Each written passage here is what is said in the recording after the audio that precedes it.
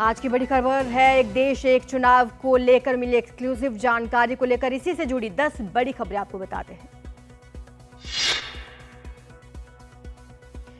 एक देश एक चुनाव के बिल को गुरुवार को मोदी सरकार ने कैबिनेट बैठक में मंजूरी दी। एनडीटीवी को बिल की एक्सक्लूसिव जानकारी मिली है। दोनों बिल सोमवार को लोकसभा में रखे जाएंगे। पहला बिल 129वां संविधान संशोधन बिल है। दूसरा बिल यूटी लॉ संशोधन बिल 2024।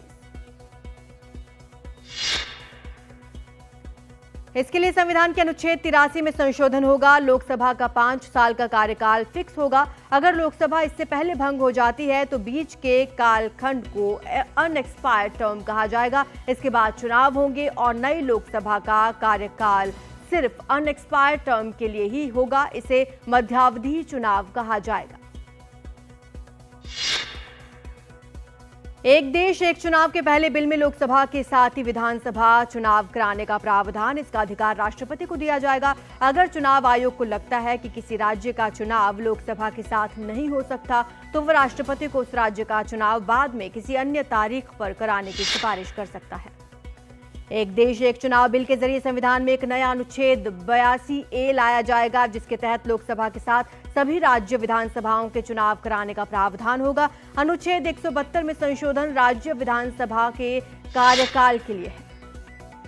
अनुच्छेद 327 का संशोधन राज्य विधानसभाओं के चुनाव और संसद के अधिकार के बारे में है। यूटी लॉ संशोधन बिल 2024 में यही प्रावधान दिल्ली, पुदुचेरी, जम्मू कश्मीर यूटी के लिए किए जाएंगे। केंद्र सरकार एक देश एक चुनाव बिल पर आम सहमति बनाना चाहती है, लिहाजा संसद से बिल को चर्चा के लिए ज्वाइंट पार्लियामेंट्री कमेटी के पास भेजा जाएगा। जेपीसी इस बिल पर सभी राजनीतिक दलों के प्रतिनिधियों के साथ चर्चा करेगी। साथ ही सभी राज्य विधानसभा के स्पीकर्स को भी बुलाया जा सकता है।